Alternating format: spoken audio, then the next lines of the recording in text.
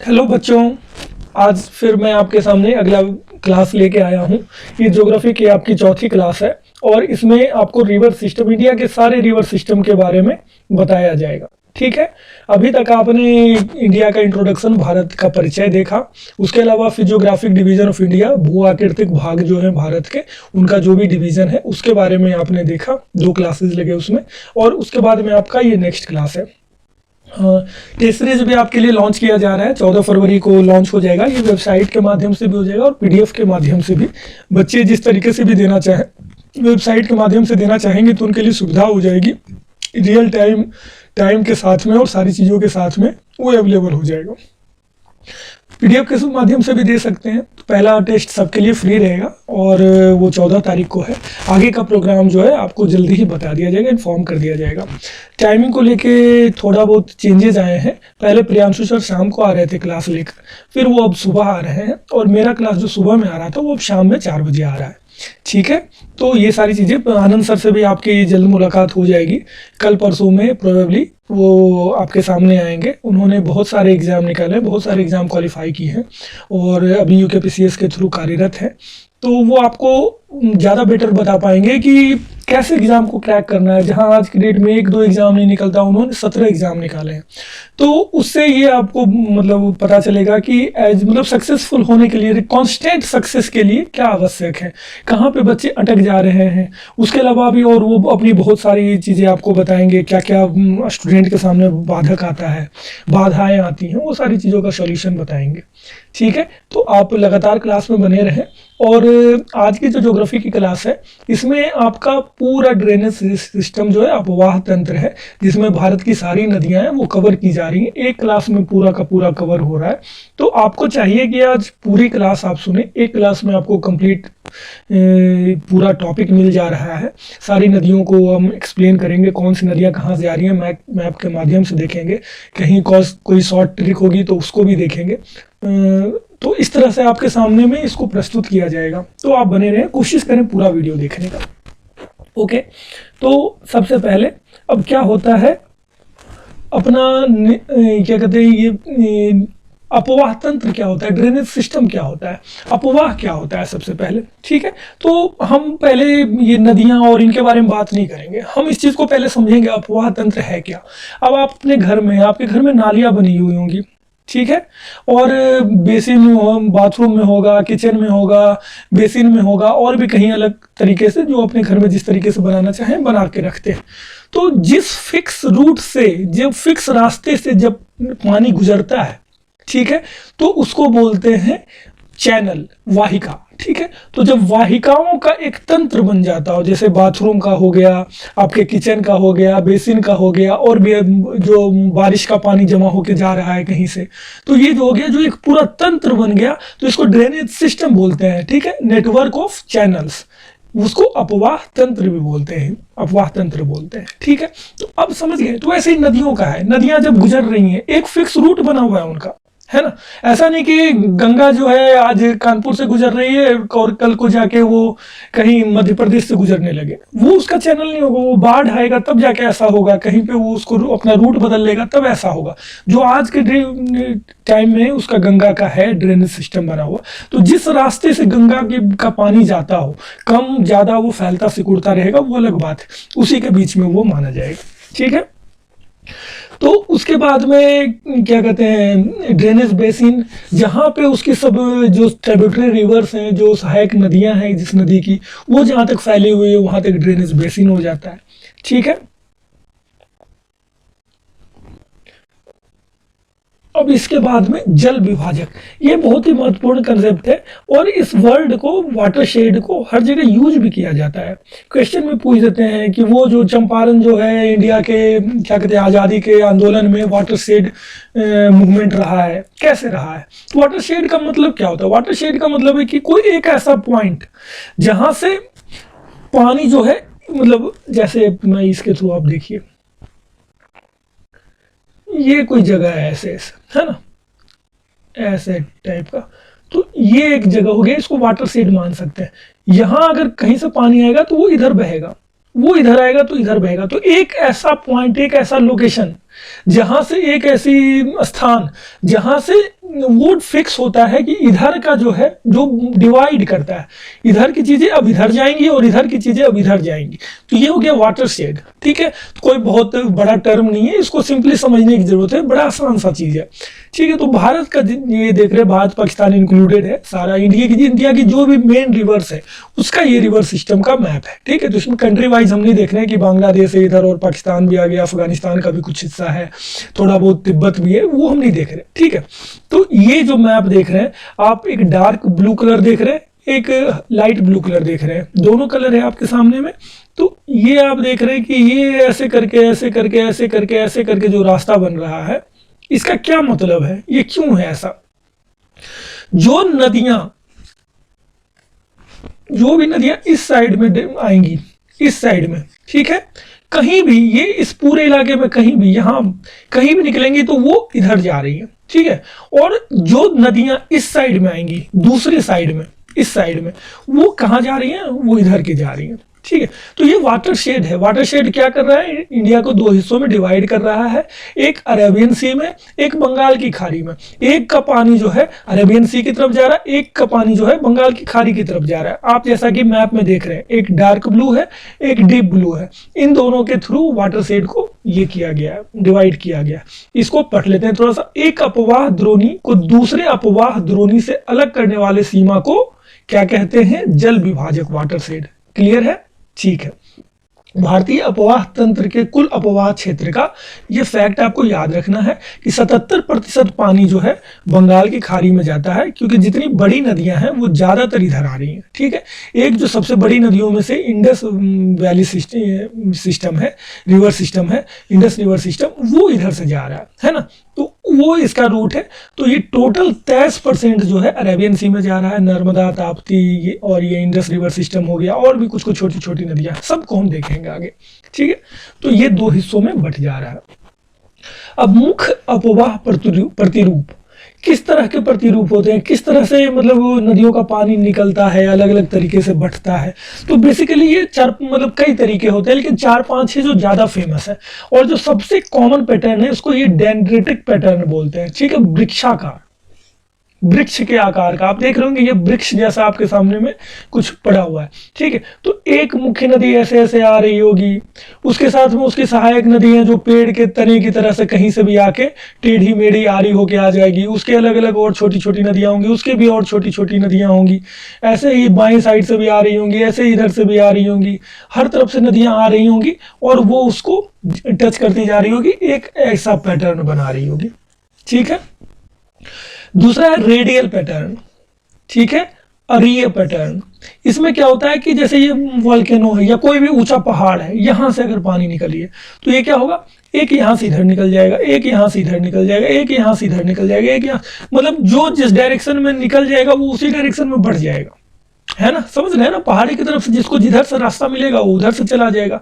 तो ये radial pattern है। इसका बहुत ही अच्छा उदाहरण क्या है, अमरकंटक पर्वत श्रृंखला से नर्मदा निकलती है, सोन निकलती है, तो सब अपने अपने अलग अलग डायरेक्शन में वहां से निकल जाती है, कोई किधर चली जाती है, कोई किधर चली जाती है। उसी बेस को थोड़ा और बड़ा कर देंगे तो और भी नदियां, एक बंगाल की खाड़ी में जाके गिर रही होगी, एक जाके गंगा में मिल जा रही होगी, एक जो है तीसरे डायरेक्शन में जाके अरेबियन सी में मिल जा रही होगी। तो हर नदियां जो है अलग अलग डायरेक्शन से यहाँ से बट जाती है। तीसरा पैटर्न है जो ट्रेलिस पैटर्न, ठीक है, जाली नुमा, ठीक है, ये जाली की तरह है। इसमें क्या हो रहा है, ये नदी इधर से आ रही है, ऐसा लग रहा है कि यहाँ पे इसी के पैरेलल, इसी के समानांतर ये भी चलता हुआ आ रहा हो और ये बंधा हुआ हो कि आपस में नहीं मिल पा रहा हो कहीं से, जो भी कारण रहे हो, या तो कोई बहुत सख्त जमीन रही हो, बीच में पहाड़ रहे हो, या जो भी कारण रहा हो, वो फिर ऐसे करके आ रहा हो, ऐसे करके आ रहा हो, ये पैरेलल एकदम जाली की तरह जा रहा है। जाली नुमा देख रहे हैं आप इसको, है ना। तो ये जाली नुमा जा रहा है। तो ये इसकी नदियां जो है अक्सर समकोण पे मिलती हैं। ये देखो, ये देखो, ये देखो, ये देखो, इसका भी है ना, ये भी इसका, ये भी इसका, तो ये समकोण में मिलती है। एक है चौथा जो है अभिकेंद्री, सेंट्रीपिटल, सेंट्रीपिटल मतलब अभिकेंद्री, मतलब कि कोई ये, इसका एक उदाहरण मान लो रण ऑफ कच्छ है, ठीक है, रण ऑफ कच्छ, ठीक है, कच्छ है, ये रण है, यहाँ पे क्या हो रही है, लूनी नदी भी आके डंप हो जा रही है, पाकिस्तान की बहुत सारी नदियां हैं वो भी आके इसमें गिर जा रही हैं, और भी कहीं से कोई नदी आ रही है रेगिस्तान से वो भी आ जा रही है, इधर से बनास बनास रिवर है गुजरात की वो भी चली जा रही है, तो और भी छोटी छोटी कितनी सारी नदियां हैं सब जाके इसी में जाके गिर जा रही हैं। ठीक है, तो ये अभिकेंद्री हो गया, सारी की सारी चीजें कहाँ जा रही हैं, इसकी तरफ। एक साइड तो समुद्र हो गया इसका, बाकी जिस भी डायरेक्शन से सारे डायरेक्शन से नदियां इसमें आके गिर जा रही हैं। तो ये सेंट्रीप्यूटल का उदाहरण हो गया कि हर तरफ से जो है नदियां उसी में आके गिर रही है। कोई बीच का बड़ा सा गड्ढा हो गया, ये आपके सेंट्रल एशिया का मैप देखेंगे तो वहां जो समुद्र है तो सारी नदियां उसी में आके गिरती हैं, वो इसका बहुत अच्छा उदाहरण है। ठीक, ये चारों जो है मुख्य है। उसके अलावा एक रेक्टेंगुलर पैटर्न है कि ये रेक्टेंगल के फॉर्म में आता जाएगा। ठीक है, तो ये बहुत ज़्यादा इंपॉर्टेंट नहीं है लेकिन जानना चाहिए। ठीक है, रेक्टेंगल के फॉर्म में इसमें आता जाएगा। चलिए, मेरे ख्याल से अब ये स्पष्ट है। अब भारत की नदियों पे आते हैं हम, है ना। तो भारत में कुल नदियां कितनी हैं? भारत नदियों का देश है, कहा भी जाता है। पानी की हमारे यहाँ कोई कमी नहीं है, अच्छी बारिश होती है हमारे यहाँ। उसके बाद में पहाड़ी इलाके हैं, ग्लेशियर है जहाँ से सदारी नीरा पेरेनियल रिवर्स बहती रहती हैं। तो हमारे पास नदियों की है, तो भारत में लगभग 4000 से भी ज़्यादा नदियाँ हैं। ठीक है, और इनका जो ड्रेनेज सिस्टम है इसको 2 वर्गों में विभाजित किया गया है, हिमालय अपवाह क्षेत्र और प्रायद्वीपीय अपवाह तंत्र। 2 हिस्से में बट गई। ठीक है, अब हिमालय जो अपवाह तंत्र है उसमें 3 मुख्य नदियां हैं, सिंधु, गंगा, ब्रह्मपुत्रा। ठीक है, और भी बहुत सारी जो नदियां हैं वो अधिकतर इसी का हिस्सा है। प्रायद्वीपीय अपवाह तंत्र में एक अरब सागर में मिलने वाली, एक बंगाल की खाड़ी में, बे ऑफ बंगाल में मिलने वाली। ठीक है, प्रायद्वीपीय मतलब पेनिसुलर ड्रेनेज सिस्टम, हिमालयन अपवाह तंत्र, हिमालयन ड्रेनेज सिस्टम। ठीक है, तो 2 हिस्सों में हमने भारत की नदियों को बेसिकली बांट दिया है। एक क्या कहते हैं, हिमालय से निकल के जा रही है, और एक जो है प्रायद्वीपीय जो हिस्से हैं उस इलाके से निकल के जा रहे हैं। अब इन दोनों में क्या अंतर है? कुछ बेसिक अंतर है। ठीक है, उसमें सबसे बड़ा अंतर क्या है, हिमालय की जो नदियां हैं वो सदानीरा है, पेरिनियल है। ठीक है, उनमें हमेशा पानी रहता है, 12 महीने पानी रहता है। क्यों रहता है भाई? क्योंकि उनका जो सोर्स है वो ग्लेशियर सोर्स है, ग्लेशियर से उनको हमेशा पानी मिलता रहता है। बारिश के मौसम में नदी बड़ी हो जाएगी लेकिन पानी उनके पास रहेगा। प्रायद्वीप वाले में ऐसा नहीं है। प्रायद्वीप वाली नदियां जो है जब ज़्यादा गर्मी आ जाएगी, बारिश का समय दूर रहेगा, बहुत समय बीत चुका होगा बारिश को, तो वो सूख जाएंगे। ठीक है, ये स्पष्ट है। उसके बाद में जो हिमालय की नदियां हैं वो काफ़ी नई हैं। वो पेनिनसुला जो है आप जान रहे हैं कि कितना पुराना है, कल ही आपने पढ़ा है प्रायद्वीप, तो उसकी वजह से वो नदियां भी पुरानी हो चुकी हैं। हिमालय की नदियां जो है वो ज़्यादा इरोजन करती हैं, ज़्यादा अपरदन करती हैं, क्योंकि वो अभी नई नदियां हैं, उनके पास में बहुत काम करने का मौका है, बहुत कुछ काटने के लिए अवेलेबल है। प्रायद्वीपीय नदियां जो हैं समझने के लिए मिला, वो थक गई हैं काटते काटते, बूढ़ी हो गई हैं। ठीक है, उनको प्रौढ़ नदियां भी इसीलिए कहा जाता है, एडल्ट रिवर्स। ठीक है, वो एक उम्र को पार कर चुकी हैं, अब वो हो गया बचपना में ना, इधर कूद गए इधर फांद गए, ये सब काम से वो मुक्त हो चुकी हैं। ठीक है, हिमालय की नदियां में ज्यादा है, तो प्रायद्वीप की नदियों में जितना इरोजन हो चुका है वो हो चुका है, अब वो थोड़ा नाम मात्र का थोड़ा थोड़ा होता रहता है, जबकि हिमालय की नदियों में ये चीज ज्यादा है। ठीक है, हिमालय की नदियां जो ज़्यादा बाढ़ लाती हैं, क्योंकि वो ज़्यादा वैसे इलाकों से गुजरती हैं जहां उनका रास्ता बदलने का मौका होता है। प्रायद्वीप की नदियों का रास्ता बदलने का मौका नहीं है, क्योंकि वो अपने ज़्यादा चीज़ हो चुका है, उन्होंने देख लिया अब क्या करना था, वो सारे रास्ते को देख बूझ के एक रास्ता उनका सिलेक्टेड है, अब उसको चेंज करने के लिए उनके पास मौका नहीं है। ये आप जब नदियों को कंपेयर करते हैं ना, समझना होता है ना, तो आपका बहुत आसान तरीका, आप नदी को मत समझो, एक बच्चे को समझ लो, आदमी को समझ लो, बूढ़े आदमी को। नदियों का 3 फेज होता है, क्या कहते हैं, एक चाइल्डहुड वाला, यंग वाला, जिसमें बच्चे हैं, दीवार आ गई, दीवार 10 मीटर साइड से कौन जाएगा, चलो दीवार को कूद के चले जाते हैं। ठीक है, एक यंग आदमी होगा, अच्छा दीवार भी है, कोशिश करेंगे इसको भी फांद सकते हैं, और तो अगर 10 मीटर ही चलना है तो 10 मीटर चल भी लेंगे। एक बूढ़ा आदमी होगा, वो अगर उसको 2 मीटर 1 मीटर भी चढ़ना होगा तो सोचेगा ये तो संभव नहीं है भाई, उसके लिए वो 100 मीटर आगे से घूम के आ जाएगा। तो ठीक है, तो ऐसे ही है, ऐसी नदियां भी हैं कि वो किस स्टेज में है, किस एज में है, कितनी पुरानी हो चुकी हैं, इसके आधार पर उनका नेचर इंसान की तरह ही है।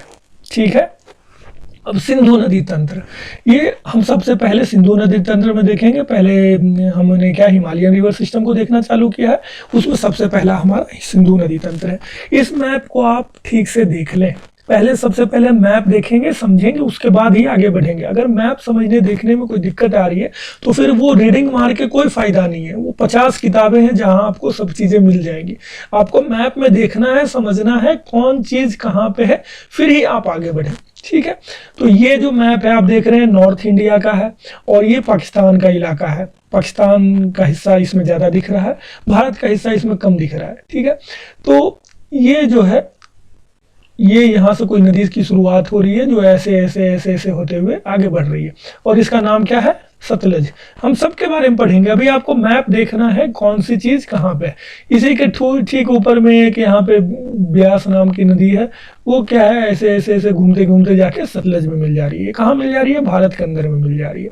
ठीक है, उसके ऊपर में जहां से ये शुरू हुई है लगभग वहीं पे कोई और दूसरी नदी से ही शुरू हुई है जिसका नाम रावी बोल रहा है और ये क्या है, पाकिस्तान में जाके चेनाब में मिल जा रही है। ठीक है, इसके थोड़ा सा और दूर में एक और नदी स्टार्ट होती है जो ऐसे ऐसे बढ़ते बढ़ते बढ़ते बढ़ते आगे जाती है और उसमें और भी कुछ कुछ नदियां मिलती हैं जिसमें एक रावी भी मिलती है। ठीक है, इसका नाम चेनाब है।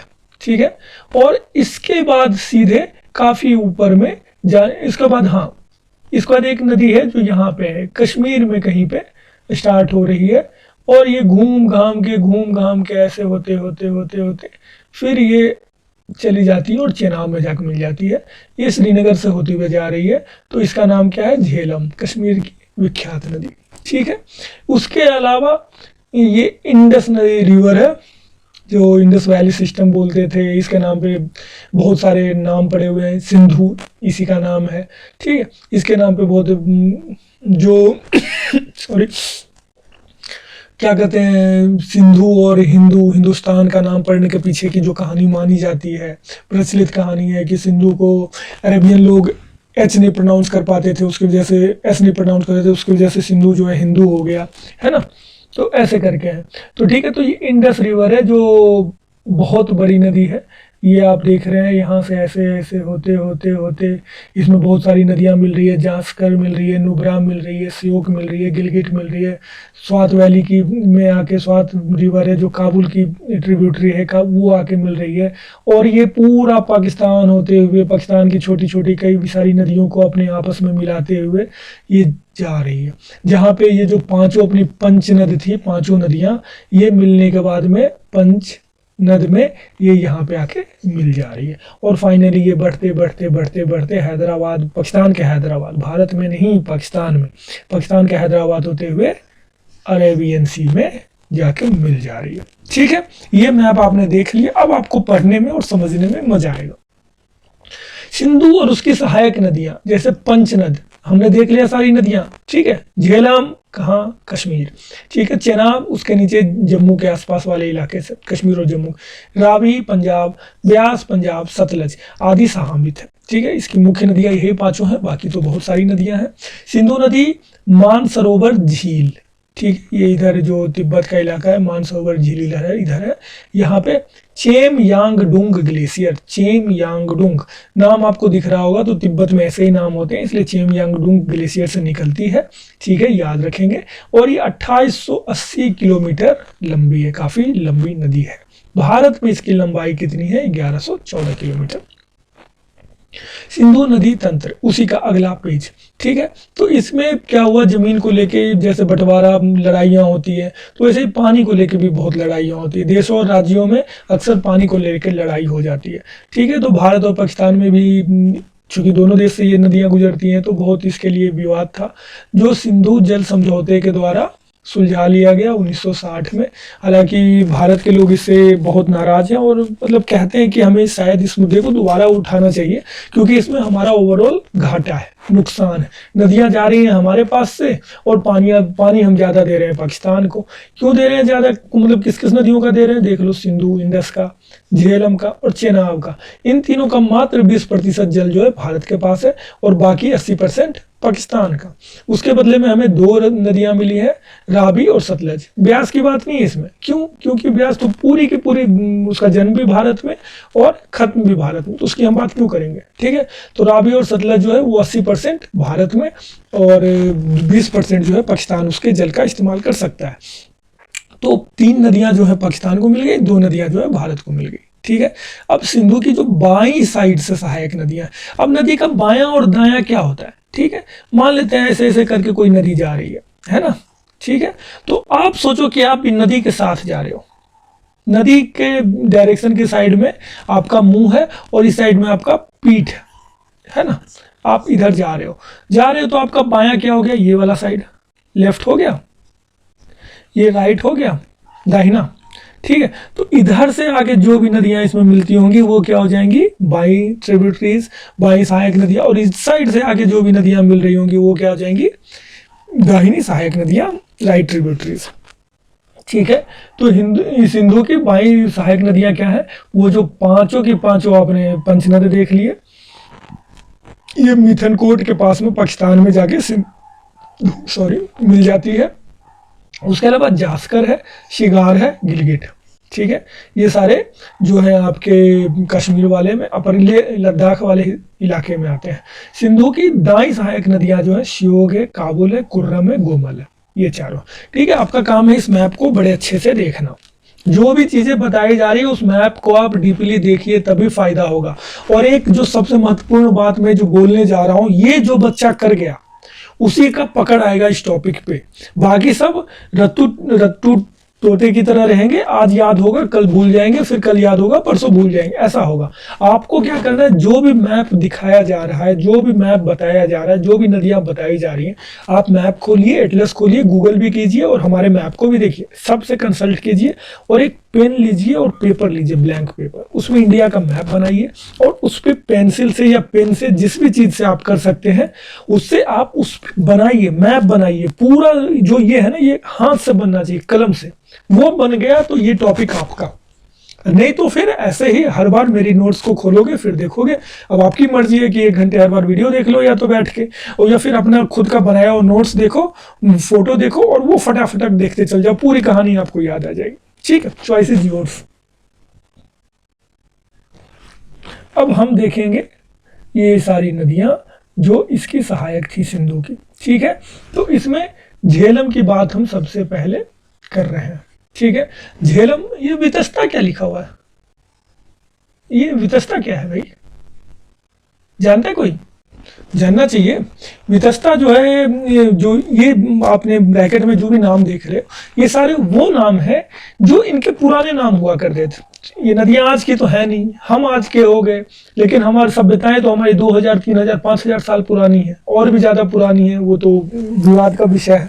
तो जब ये इतना पुराना है तो वंस अपॉन अ टाइम इनको किस नाम से जाना जाता था, इंडस वैली सिविलाइजेशन जो था, सिंधु घाटी सभ्यता, उस समय इसको किस नाम से जानते होंगे वो हमें नहीं पता क्योंकि उनकी भाषा नहीं पढ़ पाए। लेकिन उसके बाद में जो आर्यन फेज रहा और भी अलग अलग हमारे सल्तनतें रहीं, तो जितनी भी हमारे पास में वो अलग अलग दौर रहे, उस दौर में इसको क्या नाम से जानते हैं। ठीक है, तो एंशिएंट हिस्ट्री में बेसिकली इनको वितस्ता नाम से जाना जाता था, झेलम को। ठीक है, चिनाब को अस्किनी, चिनाब को अस्किनी, झेलम, वितस्ता।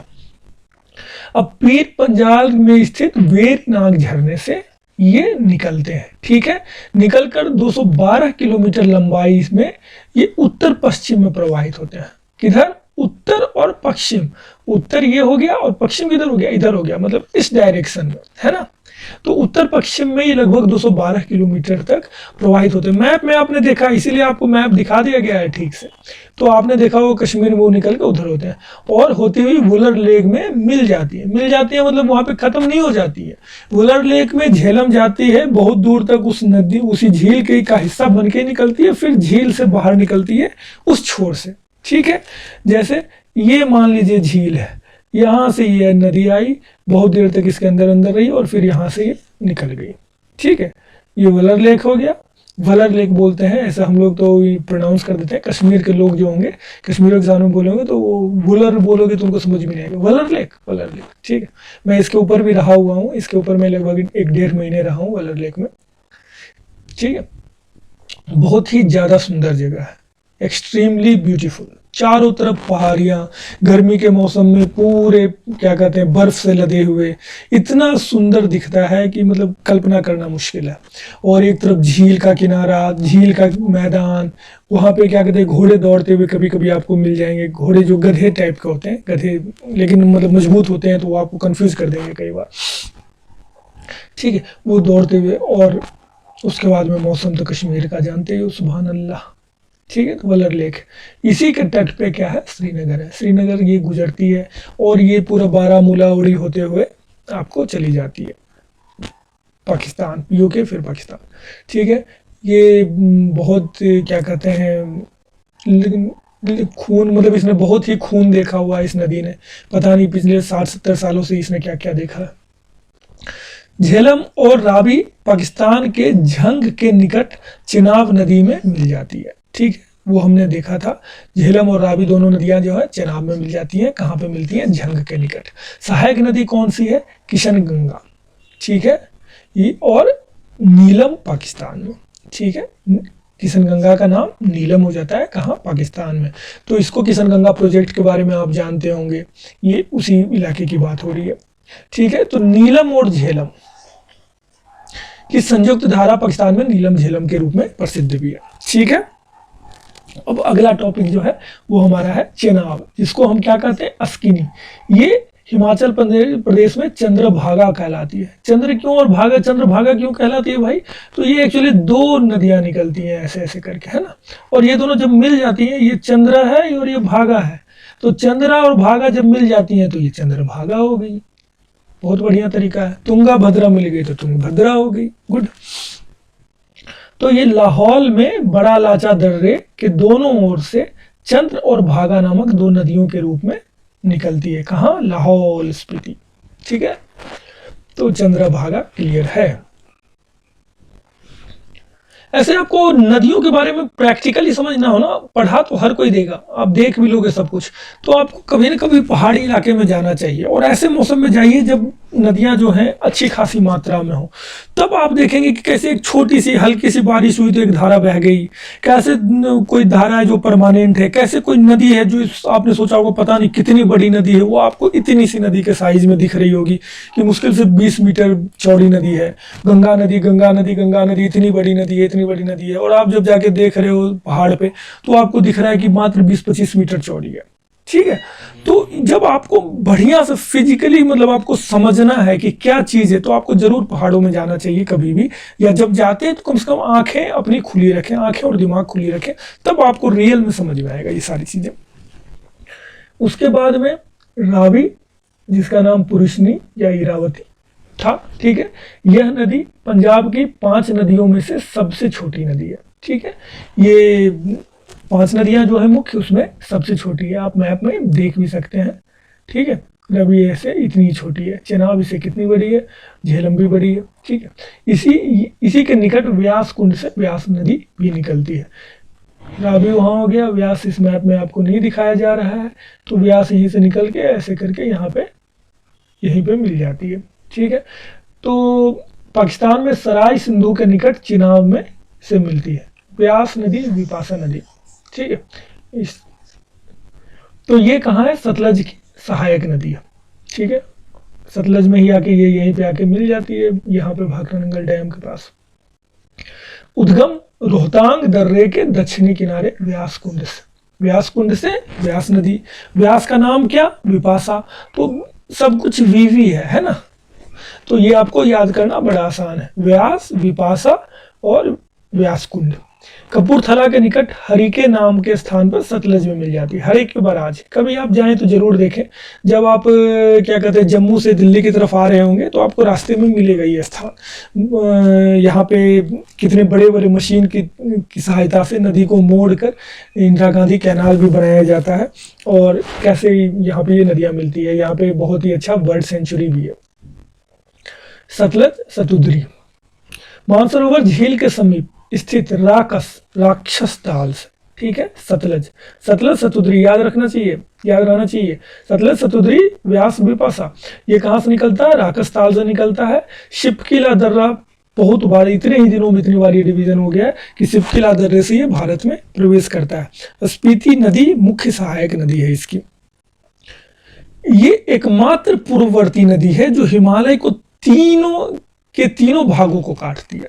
ठीक है, मतलब ये एकमात्र नदी ऐसी है जो हिमालय 3 लेयर था ना, ग्रेटर, मिडिल और सह्याद्री, तो ये जो है तीनों के तीनों को काटती है। कुछ नदियां होंगी जो यहाँ से निकल रही होंगी, कुछ है यहाँ से निकल रही, ये जो है एकदम यहाँ से निकल के तीनों हिस्सों को काटते हुए आगे बढ़ती है। भाखड़ा नंगल बांध सतलज पर। अब हम गंगा रिवर सिस्टम को देखेंगे फटाफट, जल्दी जल्दी मैप को देखिए। तो गंगा रिवर ये रही हमारी गंगा। ठीक है, गंगा रिवर सिस्टम में गंगा, यमुना और इसकी राइट ट्रिब्यूटरी, लेफ्ट ट्रिब्यूटरी और ब्रह्मपुत्रा भी देख लेंगे। तो हम सबका मैप यहीं पे अच्छे से देख लेंगे एक बार। गंगा यहाँ से निकल गई हिमाद्री से, है ना, गंगोत्री से निकलते निकलते निकलते निकलते ऐसे ऐसे ऐसे ऐसे ऐसे ऐसे कई शहरों को पार करते हुए ऐसे ऐसे ऐसे आके ये इधर हो गई और ये इधर हो गई, डिस्ट्रीब्यूटरी में बट गई। ठीक है, ये हुगली हो गया और ये आगे पद्मा नाम से चला गया। ठीक है, इसकी जो सबसे बड़ी सहायक नदी है यमुना, आप देख रहे हैं इसकी राइट ट्रिब्यूटरी है। राइट क्यों है? क्योंकि गंगा इस डायरेक्शन में जा रही है और ये इसके दाहिने साइड से आके मिल रही है। यमुना की बहुत सारी छोटी छोटी नदियां हैं, सब जो सहायक हैं वो क्या है? चंबल, बनास, चंबल का हिस्सा है, बेतवा, इसके लिए हम शॉर्ट ट्रैक भी देखेंगे आगे, शाहरुख खान बीएससी, सोन। ठीक है, तो ये सारी नदियां आपके सामने हैं। और उसके बाद में लेफ्ट में इतनी मुख्य ट्रिब्यूटरी है, एक दामोदर है जो हुगली की है, ये राइट ट्रिब्यूटरी। लेफ्ट में बहुत सारी नदियां हैं, आप देख रहे हैं, गोमती है, घाघरा है, गंडक है, कोसी है, बहुत सारी नदियों को आपको दिखाया नहीं कि एक बागमती, कमला बलान, महानदी, ये सारी नदियां जो है इसमें आके मिलती हैं। फिर ये आगे जब 2 हिस्सों में बंटती है तो यहाँ पे ये ब्रह्मपुत्रा नदी इसमें आके इधर से मिल जाती है, ब्रह्मपुत्रा मिल जाती है, थोड़ा आगे जाती है, मेघना थोड़ा सा इसमें मिलती है, मेघना छोटी सी नदी, और यहाँ पे ये लास्ट में इसका नाम मेघना हो जाता है। ठीक है, ये आप देख रहे हैं बराक रिवर। और उसके अलावा ब्रह्मपुत्रा जो यहाँ से निकली खारदुंग जाम ये नाम से, यारलुंग नाम से, और सांगपू भी इसको बोलते हैं। ये ऐसे आई नामचा ब्रह्मा के पास में 180 डिग्री टर्न मार रही है, देख रहे हो 180 डिग्री ऐसे जाने वाले, ऐसे यू टर्न, ऐसे ऐसे जाते जाते फिर ये जाती है और फिर ये यहाँ से एक 90 डिग्री टर्न मारती है ना। तो ये बहुत ज़्यादा टर्न मारती हुई भारत में आती है, इतना टर्न नहीं मारती। अब ये देख लो कि यही इलाका है जहाँ नदियाँ निकल रही हैं, यमुना यहाँ है, गंगा यहाँ है, और भी कई सारी नदियाँ यहाँ हैं, बस ये थोड़ी सी ऊपर हो गई, उसकी वजह से उसने ये रास्ता पकड़ के यहाँ चली गई। ठीक है, अब हम गंगा नदी तंत्र को ठीक से समझेंगे, मतलब मैप देख लिया अब हमने, अब हम इसको नदियों के माध्यम से देखेंगे। गंगा नदी, भागीरथी और अलकनंदा, इसकी बहुत सारी नदियां हैं। भागीरथी और अलकनंदा जब ये दोनों मिलती हैं देव प्रयाग में, तब हम इसको गंगा बोलते हैं। उसके पहले क्या कहते हैं, पिंडारी हो जाएगी, भागीरथी हो गई, अलकनंदा हो गई, रुद्र गंगा हो गई, और मतलब रुद्रप्रयाग में और भी मतलब जो भी छोटी छोटी नदियां हैं सारी की सारी, इसमें मंदाकिनी हो गई, तो ये सारी आपकी नदियां जो हैं उसमें आके मिलती हैं छोटी छोटी, तब जाकर फाइनली ये देव प्रयाग में भागीरथी और अलकनंदा जब दोनों मिल जाती हैं तो इसका नाम क्या पड़ जाता है? गंगा। ठीक है, और इसी के बारे में जो भारत की सबसे पवित्र नदी माइथोलॉजी के हिसाब से भी और आज भी लोगों की भावनाएं इसके प्रति जुड़ी हुई है।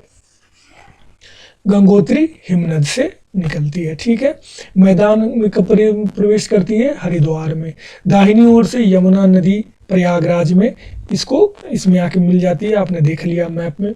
गंगा की सबसे अधिक लंबाई कहाँ है? उत्तर प्रदेश में। गंगा 10 राज्य और 1 केंद्र शासित प्रदेश, ठीक है, केंद्र शासित प्रदेश कौन सा है? दिल्ली में जल ग्रहण क्षेत्र, कैचमेंट एरिया है इसका, ठीक है, जहां से इसका पानी आता है, जिस भी इलाके से इसका पानी आता है या जहाँ तक इसका पानी जाता है, आना जाना एक ही बात है नदी के लिए, उसमें क्या आ रहा है या उसका क्या जा रहा है, दोनों तो एक ही चीज़ है ना। तो ये 10 राज्यों में इसका फैलाव है, ठीक है। अब आप बोलोगे कि ये तो गलत बता रहे हो सर, गंगा तो निकली क्या कहते हैं उत्तराखंड में, यूपी में गई, यूपी के बाद में बिहार में चले गई, थोड़ा सा चलो झारखंड में मान लिया, बंगाल भी मान लिया, ज़्यादा बांग्लादेश मान लो अगर अलग देश मानना है तो, बाकी आप 10 कैसे पूरा कर रहे हो, ठीक। तो इसकी बहुत सारी जो सहायक नदियाँ हैं, ठीक है, जैसे यमुना हो गई, फिर चंबल हो गई, और भी इसकी जो साउथ के सोन वोन हो गए, तो ये सब अलग अलग राज्यों को टच करते हुए आ रही है। जहाँ तक ये जा रहा है वहाँ तक गंगा नदी तंत्र का कैचमेंट एरिया बन रहा है, ठीक है। तो ये सारा हो गया, क्या क्या हो गया भाई, उत्तर प्रदेश, उत्तराखंड, कोई डाउट नहीं, मध्य प्रदेश सोन नदी, छत्तीसगढ़ सोन उधर से ही आ रही, बिहार ठीक है, झारखंड ठीक है, राजस्थान चंबल, वेस्ट बंगाल तो हुगली देख ही रहे हैं, हरियाणा में यमुना घूमते घामते यमुना और उसकी सब सहायक नदियाँ छोटी छोटी जो है वो उधर से टच करके आ रही हैं, हिमाचल प्रदेश यमुना थोड़ा सा टच करते हुए आ रही है उधर से, ठीक है, और दिल्ली तो यमुना है ही अपना। तो ये इतना पूरा इलाका आप देख लो, ठीक है। फिर ये उत्तर प्रदेश बिहार झारखंड के मैदान को पार करते हुए फरक्का पहुंचती है। फरक्का कोई अलग राज्य नहीं है, लेकिन स्पेशली इसलिए क्योंकि यहाँ ये इसका डिवीजन होना चालू हो जाता है, इसलिए इसमें जो है वो बात कर रहे हैं, ठीक है। उसके बाद में आप क्या कहते हैं, फरक्का के बाद में गंगा जो है दक्षिण पूर्व की ओर बहते हुए, दक्षिण पूर्व, ठीक है, दक्षिण ये हो गया, पूर्व ये हो गया, मतलब इस डायरेक्शन, क्लियर है। दक्षिण पूर्व की ओर बहते हुए बांग्लादेश में प्रवेश करती है और वहां उसको पद्मा नाम से जाना जाता है। यहां से गंगा कई धाराओं में बटकर डेल्टाई मैदान में दक्षिण की ओर बहती हुई समुद्र में मिल जाती है, ठीक है। तो यहाँ से बहुत अलग अलग हिस्सों में बढ़ जाती है, कैसे, ऐसे ऐसे ऐसे ऐसे ऐसे ऐसे ऐसे ऐसे करके ये बहुत सारे हिस्सों में डिस्ट्रीब्यूट हो जाती है, ठीक है। डेल्टा के मैदान में, डेल्टा में जनरली नदियों के साथ ऐसा ही होता है। पावना से पूर्व गोलुंडो के पास ब्रह्मपुत्र, जो यहाँ यमुना के नाम से जानी है, बोलोगे गंगा और जमुना यहाँ कहाँ मिला दिया आपने, तो यमुना के नाम से ब्रह्मपुत्र, यहाँ बांग्लादेश में ब्रह्मपुत्र को यमुना बोलते हैं, तो वहाँ के ये पद्मा में मिल जाती है, और संयुक्त धारा का नाम पद्मा ही रहता है, ठीक है, मतलब गंगा के नाम से ही अभी चलती है। चांदपुरा के नाम पास मेघना नाम इसका हो जाता है, नाम बदल जाता है, क्या हो जाता है, पहले पद्मा थी, ब्रह्मपुत्रा मिली, पद्मा ही रही, लेकिन थोड़ा आगे बढ़ी, चांदपुरा के पास में इसका नाम हो गया मेघना, ठीक है। अनेक जल वितरकाओं में बटकर बंगाल की खाड़ी में मिल जाती है, जो आप देख रहे हो, ठीक है। मेघना नदी वो आती है उधर से छोटी सी, तो उसका नाम जनरली वहां पे लेके इसको मेघना कर देते हैं। गंगा ब्रह्मपुत्रा का डेल्टा विश्व का सबसे बड़ा डेल्टा है, बताने की जरूरत है, हर कोई जानता है।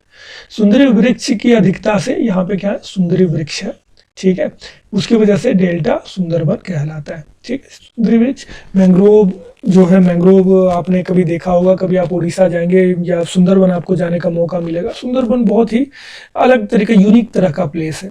आप इसके में क्या होगा कि द्वीप छोटे छोटे बने हुए हैं, आप नदी से गुजर रहे होंगे, आपके दोनों तरफ में नदी भी गुजर सकते हो, और बगल में आपके मैंग्रोव्स के छोटे छोटे जंगल होंगे, वहाँ पे छोटे छोटे द्वीप होंगे, और उन्हीं द्वीपों में Bengal tiger, royal Bengal tiger जो होगा, जो आप पे कभी भी अटैक कर सकता है। तो आपको बहुत ही एक्टिव होके, बहुत ही केयरफुल होके आपको नदी में जाना होता है। नदी में आप वहाँ पे एकदम नदी के किनारे नहीं जा सकते, जैसे किनारे जाओगे पता चलेगा एक टाइगर आया और एक को लेके निकल गया आपके बीच में, तो थोड़ा दूरी बताते हुए, थोड़े दाएं बाएं नजर रखते हुए फिर जाते हैं लोग यहाँ। और मैंग्रोव वनस्पति को क्या कहते हैं, इसको कहते हैं पृथ्वी का गुर्दा। गुर्दा मतलब किडनी। क्यों बोलते हैं भाई किडनी इसको, क्योंकि किडनी का काम क्या है, साफ करना, खून को साफ करना। तो ये समुद्र की जो भी गंदगी आती है, समुद्र के पानी को जो है, तो इसके जो जड़ें हैं वो उसको फिल्टर करती हैं, ठीक है। तो फिल्टर करने का इनका काम है, ठीक है, इसलिए इनको धरती का गुर्दा भी, पृथ्वी का गुर्दा भी कहा जाता है। बाई ओर से गंगा में मिलने वाली नदियां, बाई लेफ्ट, ठीक है, तो ये रही गंगा, है ना। तो इधर से जो नदियां मिल रही हैं हम उसकी बात कर रहे हैं, इधर वाली की नहीं, ठीक है। तो इसमें क्या क्या है, रामगंगा ये दिख गई है आपको, ठीक है, गोमती दिख रही है आपको, घाघरा दिख रही है आपको, ठीक है, आगे राप्ती जो है घाघरा मिल जाती है, गंडक है, बूढ़ी गंडक है, बागमती है जो कोसी में झील जाके मिल जाती है, और ये महानंदा हो गई, ठीक है। तो ये सारी नदियों को हम देखेंगे। और उसके बाद दाई को भी देखेंगे। दाई में यमुना हो गया, यमुना की सहायक नदियाँ हो गई, टोन्स थोड़ी छोटी सी नदी है। उसके बाद में सोन हो गया, सोन में रिहंद है, नॉर्थ कोयल है, ठीक है। फिर पुनपुल है, फल्गु है, ये सारी नदियाँ हैं। फिर एक यहाँ छोटी सी अजय है और दामोदर। दामोदर की सपोर्टर जो है बराकर है। रामगंगा नदी यह नैनीताल हिमाचल से निकलती है, कन्नौज उत्तर प्रदेश में मिल जाती है, ठीक है। ये कन्नौज में आके मिल गई। गोमती नदी यह बनारस में आकर गंगा में मिल जाती है। गोमती जो है बनारस के पास में गंगा में आके मिल जाती है। इसका किनारे लखनऊ स्थित है। लखनऊ जो है गोमती नदी के किनारे में, बताने की जरूरत है। घाघरा नदी यह बिहार के बक्सर नामक स्थान पर आके मिल जाती है, ठीक है। घाघरा जो है ये बिहार के बक्सर नामक स्थान में, छपरा बक्सर के बीच में जाकर मिल जाती है, ठीक है। और यह नेपाल में करनाली नाम से जानी जाती है। क्या नाम है इसका? करनाली। कहाँ? नेपाल में। यह शारदा और सरयू उपनाम से भी, सरयू नदी भी, ठीक है। तो अयोध्या सरयू के किनारे में है। तो घाघरा जो पहले जो है वो सरयू के नाम से जानी जाती है। यहाँ पे आप देख रहे हैं काली शारदा है, ये घाघरा, तो वो घाघरा नदी हो गई। अब बाकी जो इसकी नदियां बच गई वो क्या क्या है? गंडक नदी, ठीक है। गंडक नदी यह बिहार के पटना नामक स्थान पर गंगा में मिलती है। पटना में गंडक नदी गंगा में मिल जाती है। इसके किनारे सोनपुर, पशु मेला, ठीक है। तो ये गंडक जो है उस साइड से आती है, इसे ये है ना गंगा, पटना इस साइड में और गंडक इस साइड से आके मिलती है। तो बेसिकली ये सोनपुर के पास ही मिलती है और यहीं पे इसका पशु मेला हो जाता है, ठीक है। स्थान के पास में मिलती है गंगा में, पटना में नहीं मिलती। कोसी नदी यह कटिहार में गंगा में मिलती है। घोसाई नाथ की पहाड़ी तिब्बत से निकलती है, ठीक है। कहाँ से निकलती है? तिब्बत के घोसाई नाथ की पहाड़ी से। और इसे अरुण नदी के नाम से भी जाना जाता है। ये चीजें याद रखें, आप पेपर में पूछ दिया जाएगा, मैं बार बार बोल रहा हूँ, आप ये चीजें याद रखें। ऐसे ही मतलब देख के जाने मत दें कि एक्स्ट्रा बताया जा रहा है कुछ भी। नेपाल में यह 7 धाराओं में चलती है, ठीक है। और इसलिए कई बार इसको सप्तकोशी टाइप भी बोल देते हैं। इसको बिहार का शोक भी कहा देते हैं। महानंदा नदी यह बाई ओर से गंगा में मिलने वाली अंतिम नदी है। यह सिक्किम से निकलती है, ठीक है। अब दाईं ओर से मिलने वाली नदियां, दाईं ओर से मिल गई यमुना, गंगा की सबसे लंबी सहायक नदी है। कोई डाउट है? गंगा यमुना नाम ही है तो यही होगी, ठीक है। ये आपको दिख रहा होगा सोन नदी, है ना।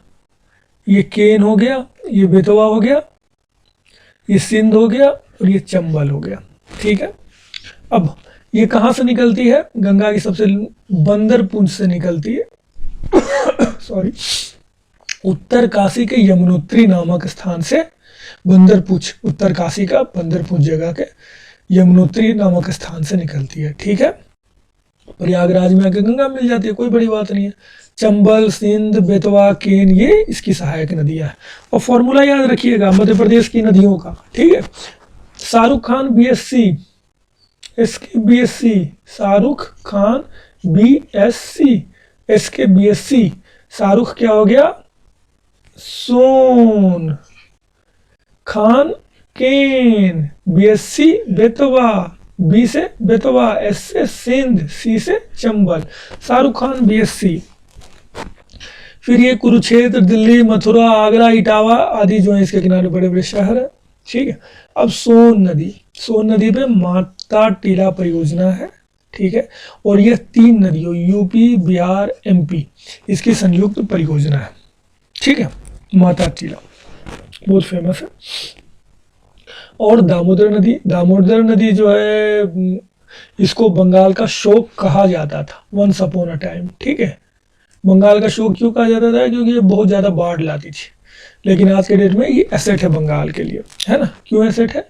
क्योंकि इस पर आज़ाद भारत की पहली परियोजना, नदी परियोजना दामोदर घाटी नदी परियोजना 1948 में बना दी गई, ठीक है।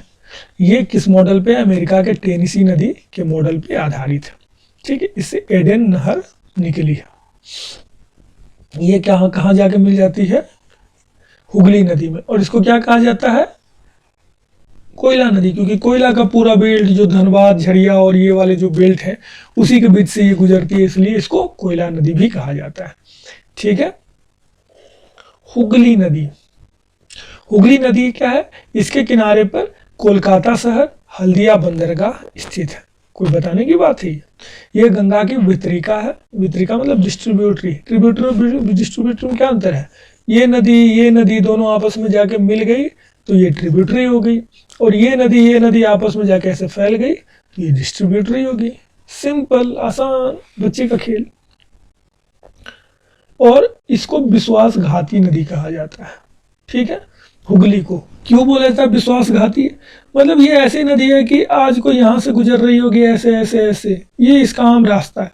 अब तो नहीं हो रहा, लेकिन पहले ऐसा बहुत होता था। एकाएक क्या करेगी, कल को यहाँ से गुजर जाएगी। ये पूरा इलाका जो है 10, 20, 50, 100 किलोमीटर का, वो पूरा इलाका जो है, अब ये इधर से नदी गुजर रही होगी, यहाँ से गुजर जाए, आप सोचो क्या हो जाएगा। सोचने की बात है। कोई क्या कहते हैं, नदी जो है आज के डेट में दिल्ली से गुजर रही है, कल को रोहतक से गुजर जाए। यमुना बोले कि ना दिल्ली से बहुत गुजर लिया, मैं रोहतक गुजरूंगी, सोच लो क्या होगा, कितनी बड़ी तबाही आएगी। तो एकाएक यहाँ से कल को यहाँ से गुजर जाए, फिर यहाँ को गुजर जाए, तो इसकी वजह से इसको विश्वासघाती नदी कहा जाता था। ठीक है। मयूराक्षी नदी, ये हुगली की क्या है, सहायक नदी है। ठीक है। हुगली की सहायक नदी कौन है, मयूराक्षी। ब्रह्मपुत्रा नदी तंत्र, अब हम ब्रह्मपुत्रा नदी तंत्र को देखेंगे। आपके सामने में प्रस्तुत है, ये इस इलाके से डेवलप हुआ। भारत का मैप याद है ना, भारत का मैप में क्या दिखाना पड़ेगा दोबारा, मेरे ख्याल से आपको याद होगा, है ना। ये इधर से नेपाल है, यहाँ पे भूटान है ना। ये इधर से निकला, सांगपो वंगपो नाम से अपना, और एक आध नदी इसमें मिलती रही, फिर ये यारलुंग या सांगपो जो भी नाम था, उसके बाद ये इधर से आके 180 डिग्री टर्न मारी, यहाँ पे 90 डिग्री, फिर यहाँ पे 90 डिग्री, फिर यहाँ पे 90 डिग्री। तो ये खेल कर रही है बेसिकली, यहाँ से यहाँ घूम के आ जाना चाहिए था, इसलिए इतना लंबा रूट लिया, बताओ। चलो ठीक है, अब इसकी मर्जी, इतनी लंबी घूम के आ रही है तो ऐसे करके आई है, ऐसे गई। ठीक है। इसमें दिबांग और लोहित नदियां और आके मिल गई। ये यहाँ पे दिहांग नाम से जानी जाती इस इलाके में। ठीक है। अरुणाचल प्रदेश में दिहांग नाम से जाने, पहले क्या है, सांगपो यारलुंग, और यहाँ पे दिहांग नाम से, और जब ये तीनों नदियां मिल गई तो अब यहाँ से ये ब्रह्मपुत्र हो गई। ये इंडिया की इकलौती मेल रिवर मानी जाती है। ठीक है, पुरुष रिवर। सारी नदियों के नाम जो है वो आप देख लो महिलाओं के नाम पे है, लड़कियों के नाम पे है, लेकिन फीमेल का नाम, लेकिन ये ब्रह्मपुत्रा का नाम जो है वो मेल है, ब्रह्मपुत्र। ठीक है, ब्रह्मा का पुत्र।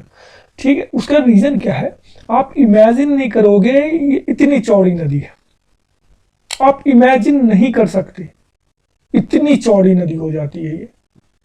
आपको लगेगा कि नदी देख ही नहीं रहे हो, आप समुद्र देख रहे हो। कभी धुबरी है यहाँ पे, जहां से ये टर्न होती है यहाँ पे, इस धुबरी जाने का मौका मिले बांग्लादेश बॉर्डर के पास में, आप वहां जाओगे, 20, 30, 50 किलोमीटर चौड़ी है, इतनी चौड़ी नदी। 10 किलोमीटर, 5 किलोमीटर, मतलब खत्म ही नहीं हो रहा। बीच में आ रहा, फिर बीच में द्वीप आ जा रहा, फिर क्या कहते हैं नदी आ गई, फिर द्वीप आ गया, फिर मतलब चलता जा रहा है। और बरसात के मौसम में कभी कभी तो ऐसा होगा कि एकदम एंडलेस, आप कहाँ देखोगे 4-5 किलोमीटर ना, ये खत्म ही नहीं होगा, इतना पानी होता है इसमें। इसीलिए इतना मैसिव रिवर है ये, इसीलिए इसका नाम जो है ब्रह्मपुत्र है। ठीक है, मतलब पुत्र, पुत्री नहीं है ये। ठीक है। फिर बूढ़ी दिहिंग। ठीक है। ये इधर से आप देख रहे हैं सुभनश्री है, और भी छोटी छोटी कामेंग है, फिर मानस है, संकोश है, फिर ये दूध कुमार है, ये धारा है, ये तिस्ता आके मिल गई बांग्लादेश में जाके, तो वो हो गया वहाँ पे। ये धनश्री है, ये दिखू है, ये छोटी छोटी नदियाँ आके इसमें मिल गई, और यहाँ पे ये जाके फिर गंगा में मिल गई, और ये पद्मा हो गई। ठीक है। और यहाँ से वो अपर मेघना आई और यहाँ पे मिल गई, तो ये लोग मेघना हो गए। ठीक है, क्लियर है, स्पष्ट है। ब्रह्मपुत्र नदी तंत्र मैप देख लिया, अब हम आगे देखेंगे। ठीक है। तो अपवाह तंत्र 3 देशों, तिब्बत में भी है, भारत में भी है, बांग्लादेश में भी है, तो 3 देश में हो गया ना ये। तिब्बत से निकला चाइना से, फिर भारत में प्रवेश किया, लास्ट में बांग्लादेश चला गया। तो 3 कंट्री। उद्गम क्या है इसका? मानसरोवर के निकट आंगसी ग्लेशियर। ठीक है। स्थानीय नाम क्या है इसका? सांगपुंग या यारलोंग। इसका मतलब क्या होता है पूछ देगा, शुद्ध करने वाला, सांगपो का मतलब। नामचा बरवा पर्वत जो है उसके पास में एक तीखा मोड़ लेते हुए भारत में प्रवेश करता है और बहुत ही गहरा कैनियन बनाता है। कैनियन मतलब, कैनियन बताऊंगा आगे जाके। ठीक है, आज आपका काम है देखना। ऐसे घाटी होता है, जैसे ये जा रहा है तो ये एकदम से पूरा पहाड़, 2 पहाड़ के बीच में एकदम गड्ढा सा जो रास्ता नीचे नीचे जा रहा है ना, उसको कैनियन बोलते हैं। लेकिन आपका काम है देखेंगे कैनियन, और कैनियन के अलग अलग जो इसी का टाइप की चीज़ें होती हैं वो भी देखने का आपका काम है। वर्ल्ड ज्योग्राफी में आएगा तब पढ़ाऊंगा, अभी आपका काम है उसको वर्कआउट करके रखना। ठीक है। अरुणाचल प्रदेश में यह दिहांग कहलाती है। क्या कहलाती है? दिहांग। अभी आपको नाम बताया गया। फिर जब दिबांग और वो क्या कहते हैं लोहित मिल जाएंगी तो इसका नाम ब्रह्मपुत्रा हो जाएगा। पासी घाट के निकट सदिया के पास, ढोला सादिया नाम सुना है ना, पुल का जो बना है, जिसने कितना 25-30 किलोमीटर या 50 किलोमीटर के रास्ते को कम करके 3-4 किलोमीटर 5 किलोमीटर में कर दिया है कुछ, है ना। धौला सादिया पुल का ये बना है, जिससे दोनों आर पार की जो दूरी थी वो बहुत कम हो गई है पासी घाट के निकट में। और ये 2 सहायक नदियां दिबांग और लोहित इसमें मिलने के बाद में इसका नाम ब्रह्मपुत्रा हो जाता है। इसकी सहायक नदियां हैं, क्या क्या है सहायक नदियां जी? मैप में हमने देख लिया, सुबनसिरी, जिया बरेली, धनसिरी, पुथीमारी, पगलादिया, संकोश, क्या किया? पगला दिया, पागल बना दिया। ठीक है, मानस। तो ऐसे ऐसे करके नदियां नाम रटने की जरूरत है आपको। ठीक है। यह धुबरी शहर तक पश्चिम की ओर बहती है। किधर बह रही है? धुबरी शहर तक पश्चिम की तरफ, और तत्पश्चात गारो पहाड़ी से वो 90 डिग्री टर्न मार के दक्षिण की ओर मुड़कर गोलपाड़ा के पास बांग्लादेश में प्रवेश करती है। गारो पहाड़ी, गोलपाड़ा, ठीक है, धुबरी शहर, धुबरी की चर्चा की थी मैंने थोड़ी देर पहले, प्रवेश करती है। बांग्लादेश में इसका नाम यमुना है। यह ब्रह्मपुत्रा में तिस्ता आदि नदियां मिलकर अंत में पद्मा गंगा में मिल जाती है। बराक नदी उद्गम मणिपुर की पहाड़ियों में, ठीक है, मणिपुर की पहाड़ियों में इसका उद्गम होता है और भैरव बाजार के निकट पद्मा में मिल जाती है। ठीक है। असम घाटी में ब्रह्मपुत्रा नदी गुम्फित जलमार्ग, ग्रेडेड चैनल बनाती है। क्या होता है गुम्फित जलमार्ग? अब नदी ऐसे जा रही है, ठीक है, अब ये बीच में मिट्टी मतलब रोज डिपोजिशन कर करके और अपरदन के बाद जो मिट्टी जमा हुई उसको जमा कर करके इसने क्या किया, ऐसे ऐसे ये पूरा चैनल है नदी का। ये मान लो ये पूरा नदी का चैनल है, यहाँ से नदी की जलधारा गुजर रही है। ठीक है, बीच में एक टापू आ गया, ये भी टापू आ गया, ये भी टापू आ गया, ये भी टापू आ गया। तो इधर से नदी जो है इधर से ऐसे चली गई, इधर से ऐसे चली गई, फिर ऐसे चली गई, फिर ऐसे चली गई, ऐसे करके अलग अलग जब देख रहे हो डिस्ट्रीब्यूटेड चैनल बना रही है। इसको गुम्फित जलमार्ग कहते हैं, है ना। आप कभी भी बड़ी नदियों में जाओगे तो आपको मैदानी हिस्से में ये चीज़ें बहुत देखने को मिलेंगी। इसकी वजह से विश्व का सबसे बड़ा द्वीप जो है माजुली, यही मान लो माजुली है तो विश्व का सबसे बड़ा द्वीप हो गया। ठीक है, प्रायद्वीपीय नदी तंत्र। अब हमारा जो है ये हो गया आधा हिस्सा से ज्यादा, अब मतलब थोड़ा सा हिस्सा बचा हमारा, आधा क्यों बोलेंगे भाई, डरो मत। ठीक है, तो प्रायद्वीपीय नदी तंत्र पेनिनसुलर रिवर सिस्टम है। ठीक है, तो जो इसकी नदियां हैं मुख्य मुख्य, ये यहाँ से ब्राह्मणी, सुवर्ण रेखा है, ब्राह्मणी है, बैतरणी है, उसके बाद में महानदी है, उसके बाद में गोदावरी हो गया आपका, कृष्णा हो गया, पेन्नूरू हो गया, पलेर हो गया, कावेरी हो गया, वैगई हो गया। ठीक, ये इस साइड की मुख्य नदियां हैं। किस साइड की? बंगाल की। और इधर भी तो होंगी ना, नहीं होंगी इधर, चलो छोटी छोटी हैं लेकिन है। तो नर्मदा हो गई, ताप्ती हो गई, साबरमती हो गई, माही हो गई, यहाँ पे शारावती रिवर हो गया, और भी ऐसे ऐसे करके जो सारे नाम आएंगे हम बताएंगे आपको। ठीक है, प्रायद्वीपीय नदी तंत्र हिमालय की तुलना में अधिक पुरानी, शुरू में बताया जा चुका है, प्रौढ़ावस्था में है, मैच्योर स्टेज में है, इसलिए इसका ढाल प्रवणता ग्रेडियंट जो है बहुत कम है और इसीलिए ये ज़्यादा कूद फांद ये सब कम करती है। ठीक है, इनके मार्ग लगभग निश्चित हो चुके हैं। ठीक है, क्योंकि जितना इनको काट पीट करना था सब कर लिया, अब इनके पास ज़्यादा बचा नहीं। मुख्य नदियाँ दो भागों में विभक्त है, एक बंगाल की खाड़ी में गिरने वाली, एक अरब सागर में मिलने वाली। तो ऐसे तो ओवरऑल ऐसा ही है भारत में, लेकिन इसको ज़्यादा मतलब इसमें क्लियरली यहाँ पे डिमार्केट किया गया, दोनों को अलग अलग बांटा गया। बंगाल की खाड़ी नदी तंत्र अभी हम पढ़ेंगे। ठीक है, इसमें उत्तर से दक्षिण, नॉर्थ से साउथ में बहने वाली नदियों का क्रम ये है, याद रखेंगे। स्वर्ण, ठीक है, स्वर्ण, ये चारों नदियां जो हैं आपको उड़ीसा में है। ठीक है, स्वर्ण रेखा झारखंड से निकलती है, लगभग बॉर्डर बनाती है इनके साथ में, बंगाल के साथ में। ठीक है, बैतरणी, ब्राह्मणी, महानदी क्या है, स्वर्ण रेखा, बैतरणी, ब्राह्मणी, महानदी, गोदावरी, कृष्णा, पेन्नार, कावेरी, वैगई। ठीक है, सारे हमने मैप में देख रखे हैं। प्रमुख नदियां जो है उसके बारे में थोड़ी थोड़ी हम दो दो लाइन पढ़ते पढ़ते बढ़ चलेंगे। ठीक है, आखिरी स्टेज की ओर। ठीक है, तो आप देख रहे हैं ये मैप है ऑलमोस्ट उड़ीसा का। ठीक है, और नदियां आपको दिख गई है, महानदी है ना, महानदी के ऊपर में ब्राह्मणी दिख गई है आपको, ब्राह्मणी के ऊपर में बैतरणी हो गई ये वाली, और ये झारखंड से होके जो आ रही है ऐसे ऐसे करके ये हो गई सुवर्ण रेखा। तो सुवर्ण रेखा ये हो गई। फिर क्या ऑर्डर याद रखेंगे, स्वर्ण रेखा, बैतरणी, ब्राह्मणी, ठीक है, उसके बाद में महानदी।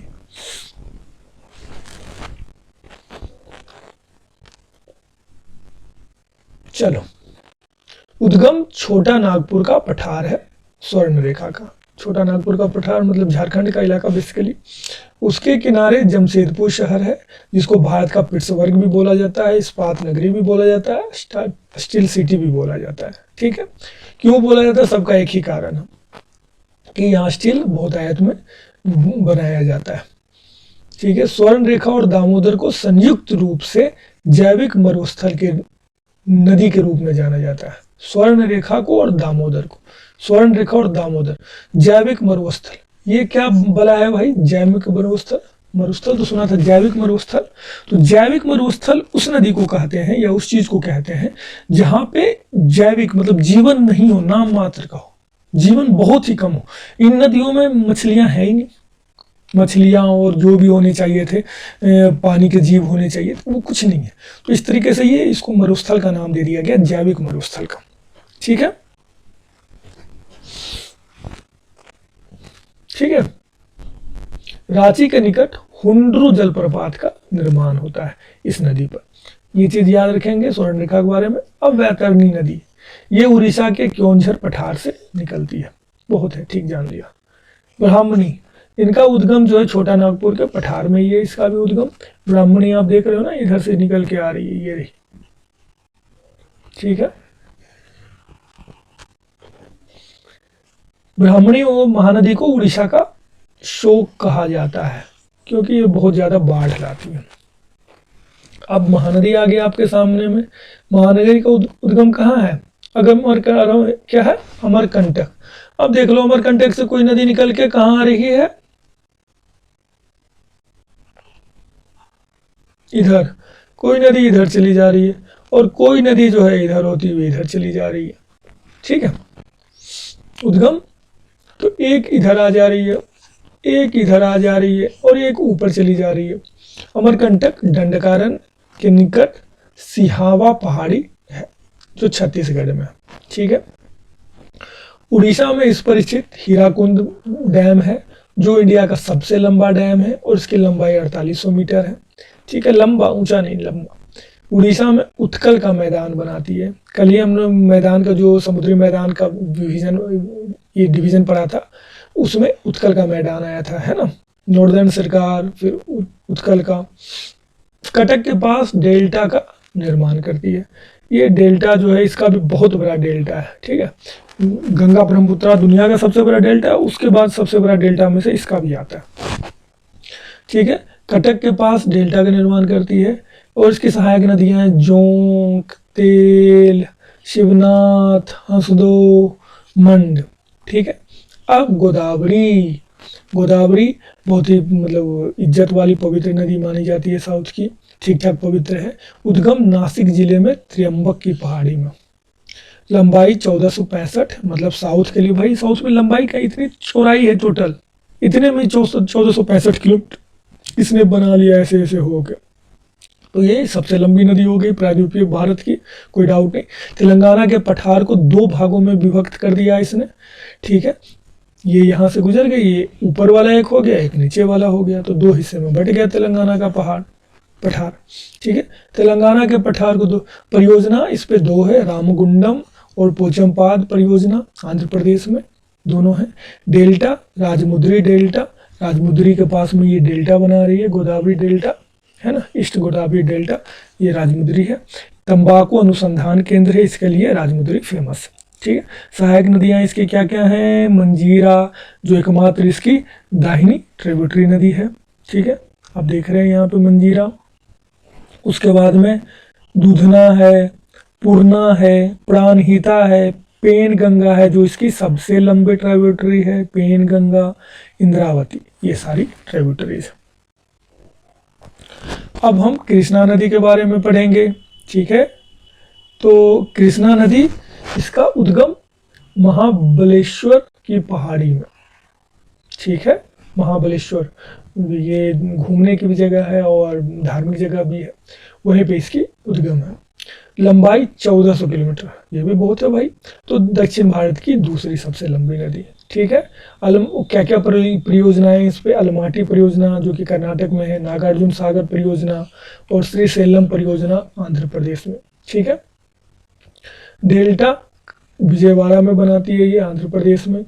सहायक नदियां इसकी कौन कौन सी हैं? भीमा है, कोयना है, मूसी है, घाट प्रभा है, पंचगंगा है, दूध गंगा है, माल प्रवाह है और तुंगभद्रा। तुंगा और भद्रा 2 नदियां मिल गई तो तुंगभद्रा बन गई, ठीक है। तो तुंगा भद्रा इसकी सबसे लंबी है, ठीक है। क्या क्या है?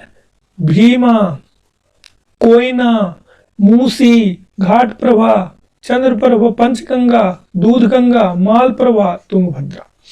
मूसी के किनारे कौन सा शहर है? हैदराबाद, याद रखेंगे, मूसी नदी के किनारे हैदराबाद शहर, ठीक है। कोयना नदी पर औरंगाबाद, अजंता एवं एलोरा की गुफाएं हैं। औरंगाबाद जो है कोयना नदी पे ही है और औरंगाबाद में आप जानते हैं अजंता एलोरा की गुफाएं हैं। कावेरी, इसका उद्गम कहाँ है भैया? इसका उद्गम है ब्रह्मगिरी की पहाड़ी में, ठीक है, कुर्ग जिला में, कर्नाटक में। लंबाई कितनी है इसकी? 825 किलोमीटर, इसलिए ठीक ठाक नदी। दक्षिणी गंगा, दक्षिण भारत की गंगा। हीरा नदी, हीरा नदी क्यों कहते हैं भैया? हीरा नदी इसलिए कहते हैं क्योंकि कोलार, गोलकुंडा की जो मतलब हीरे की खाने हैं वो यहीं पे है, इसलिए इसको हीरा नदी भी बोलते हैं। तो क्या क्या बोल दिया इसको? दक्षिण गंगा, दक्षिण भारत की गंगा और हीरा नदी, ठीक है। दोनों मानसूनों से जल प्राप्त करने वाला ये भारत का इकलौता मानसून ये नदी है, ठीक है। भारत का मैप ऐसा है, ये इधर से जब मानसून जा रहा होगा तो इसको पानी मिलेगा और जब रिटर्निंग में इधर से आ रहा होगा तब भी इसको पानी मिल जाएगा, ठीक है। यहीं से रिटर्न होगा नीचे में, बाकी तो ऊपर में किसी को मिलेगा नहीं, इसको मिल जाएगा। परियोजना क्या है इसका? शिव समुद्रम परियोजना है और जो भारत की सबसे पुरानी परियोजना है शिव समुद्रम, 1902 में। फिर मैटूर परियोजना है, ठीक है, और शिव समुद्रम जलप्रपात भी है, ठीक है। ये बहुत इसकी मतलब धार्मिक महत्व है साउथ में कावेरी नदी का, बहुत इज्जत से लोग देखते हैं साउथ की गंगा, इसलिए इसको बोला भी जाता है, ठीक है। पेन्नार, पेन्नार का उद्गम कहाँ पे है? नंदीगढ़, नंदी दुर्ग की पहाड़ियां में। ये कहाँ है? कोलार जिला में, ठीक है। अपवाह क्षेत्र कृष्णा और कावेरी के मध्य में है, इन दोनों नदियों के बीच में है, इसका लोकेशन है। सहायक नदियां क्या है? जयमंगली, कुंदेरू, सागिलेरू, चित्रावती आदि। वैगेई, वैगेई नदी जो है, आप जब जाएंगे मदुरई या रामेश्वरम घूमने के लिए तो आपको मिलेगी वैगेई, ठीक है। तो ये इसकी बहुत ज़्यादा मतलब महत्व है, हिस्टोरिकल महत्व है, संगल लिटरेचर में बहुत चर्चा है इनके। साउथ इंडियन, तमिलनाडु के तमिल के कितने लोक गीत होंगे जिसमें वैगेई की चर्चा है, ठीक है। लोग इमोशनल होके, नॉस्टैल्जिक होके वैगेई की बात करते हैं। उद्गम कहाँ पे है इसका? वर्षानंद की पहाड़ी पे, ठीक है, पुरुषपुर, तमिलनाडु। जल विसर्जन कहाँ करती है, ये कहाँ जाके मिल जाता है, पाक जल संधि में, कहाँ पे, रामेश्वरम के पास में। ठीक है, पंबन ब्रिज जो जानते हैं आप, उसके ही आसपास में जाके, उससे पहले ही मिल जाती है पंबन। इसके किनारे मदुरै शहर है। मदुरै शहर को मंदिरों और त्योहारों का शहर भी बोला जाता है। मीनाक्षी मंदिर है, मीनाक्षी मंदिर जरूर देखना चाहिए और टाइम देखना चाहिए। अगर आप मीनाक्षी मंदिर देखने जाते हैं तो फरवरी में ऐसे नहीं कि चलो आ गए देखने के लिए। आप देखो उन्होंने क्या कलाकारी की है, कितना बड़ा मंदिर है, कितने तरीके से बनाया गया है मंदिर को उन्होंने हिस्टोरिकली। अब हम आज धार्मिक ज़्यादा बना देते हैं, उनके लिए क्या महत्व रहा होगा, कैसे दुकानें लगती होंगी, कैसे लोग वहां पे आते होंगे। आप साउथ में जाओगे तो उनके मंदिर देख के आप बोलोगे कि अलग ही दुनिया है भाई। ये इतनी रंगीन, मतलब इतने कलरफुल, उसके अंदर इतनी मतलब बड़े लेवल पे इन्होंने चीजें बनाई हुई हैं। आप मतलब अगर सही में मतलब स्थापत्य का आपका मतलब है इंटरेस्ट है उन चीज़ों में, आप देख के सिविल इंजीनियरिंग की दृष्टि से देखोगे, या अपने एंशियंट चीज़ों पे अपने गर्व करने के लिए आप देखोगे, तो आपको ये चीज़ आपको गर्व करने का मौका देंगी। 1000 टावर का उसमें एक कमरा, बड़ा सा कमरा बना हुआ है जहाँ पे राज दरबार लगता था, शायद डांस वांस भी होता होगा, ऐसा कुछ होता होगा। 1000 पिलर है उसमें।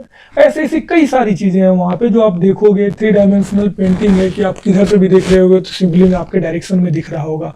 और इतना मैसिव, इतना ऊंचा बना हुआ है, वो तो कलरफुल है, वो तो आपको मैप में हर जगह दिख रहा होगा। ठीक है, और त्योहारों का भी शहर है साउथ। आप जब जाओगे तो इनके जितने मंदिर होते हैं उसमें हर मंदिर का एक दिन होता है साल में, जिस दिन उसके नाम पे ये आपस में पूरा गांव मिलकर त्योहार मनाता है और बहुत बड़ा फंक्शन करता है। और इनके यहाँ फंक्शन हमारे साइड का नहीं होता है, जिसकी हमारे यहाँ रात में नाटक देखने गए, सिर्फ मर्द मर्द आए, औरतों को तो हम लोगों ने साइड कर दिया, तुम पर्दे में रहोगी, तुम कैसे घर में निकलोगी। इनके यहाँ वो सिस्टम नहीं है। पूरी औरतें, पूरे परिवार के लोग सारे आएंगे। रात में 8-9 बजे नाटक स्टार्ट होगा और सुबह में 5-6 बजे तक लोग डांस भी करेंगे, सब कुछ करेंगे। ऑब्वियसली भक्ति वाला ही होगा ज़्यादातर, लेकिन हर तरह की चीज़ें होंगी और लोग रात भर डांस करेंगे, वहाँ मेला लगेगा, ऐसा होता है। एक बड़ा बड़ा सा भाला, इतना बड़ा बड़ा और बड़ा, मतलब जितना बड़ा मतलब आपका दोनों हाथ फैलेगा उसकी डबल लंबाई, पूरे गाल के इस पार से निकाल के इस पार से लटका हुआ होगा। जिसका जितना बड़ा भाला है उसका मतलब माना जाएगा कि ये इतने मतलब इसमें ज़्यादा भक्ति है, ये ज़्यादा डेडिकेशन है, ऐसी चीज़ें मानी जाएंगी।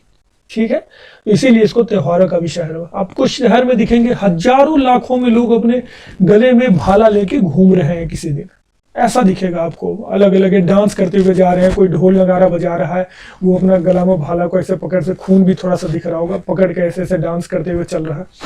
तो अलग दुनिया है भाई वो। डेल्टा रामेश्वरम में बनाते हैं। ठीक है, अब हमारा आज का लास्ट टॉपिक है अरब सागरीय तंत्र। इसमें काफ़ी छोटी छोटी नदियां हैं, कल भी आपको बताया गया था, क्योंकि ये देख लीजिए आप, वेस्टर्न घाट, इतना ही जगह बचा ना इनके पास में, मैक्सिमम यही साइज हो सकता है नदियों का, तो इतना ही होगा। जहाँ इधर होंगे तो वाटर शेड है, ये तो फिर इधर चली जाएंगी, तो बस यही इनका होता है। 1-2 नदियाँ आप उगा दें, जैसे नर्मदा, तापी हो गया, ये साबरमती, माही, ये सब थोड़ी बड़ी नदियाँ हो जाती हैं। ठीक है, तो इसकी बेसिकली नदियाँ क्या क्या है, लूनी जो यहाँ आके यहीं पर रह जाती है, क्या कहते हैं, रन ऑफ कच्छ में। साबरमती है, माही है वहीं पे, ठीक है, नर्मदा है यहाँ से निकल के आ रही है, ताप्ती भी यहाँ से निकल के जा रही है, और उसके बाद में छोटी छोटी मांडवी, ज्वारी, शरावती, पेरियार, भरतपुजा इत्यादि। ठीक है, तो इसके नाम हम एक बार देख लेते हैं उत्तर से दक्षिण की तरफ। ठीक है, एक ऑर्डर में देखते हैं कि सबसे पहले हम ऊपर से मानते हैं तो नीचे की तरफ। तो भादर, सतरंजी, ऑब्वियसली ये सब गुजरात में होंगी, नर्मदा, ताप्ती, काली, मांडवी, जुआरी, शरावती, पेरियार। ठीक, सबके बारे में 2-2 लाइन देख के हम अभी बढ़ेंगे। प्रमुख नदियां क्या है, भादर, ये जो भी नाम हमने ऊपर देखा। उद्गम कहाँ होता है, जसदान गुजरात में। सतरंजी उद्गम कहाँ होता है, गिर की पहाड़ी, धार जिला में, गुजरात में। ठीक है, नर्मदा जो है और ताप्ती, ये इनकी 2 बड़ी नदियां, इंपॉर्टेंट नदियां, इसको ठीक से देखना पड़ेगा। उद्गम अमरकंटक की पहाड़ी में, नर्मदा कुंड में। ठीक है, अमरकंटक की पहाड़ी से देख लो क्या हो रहा है।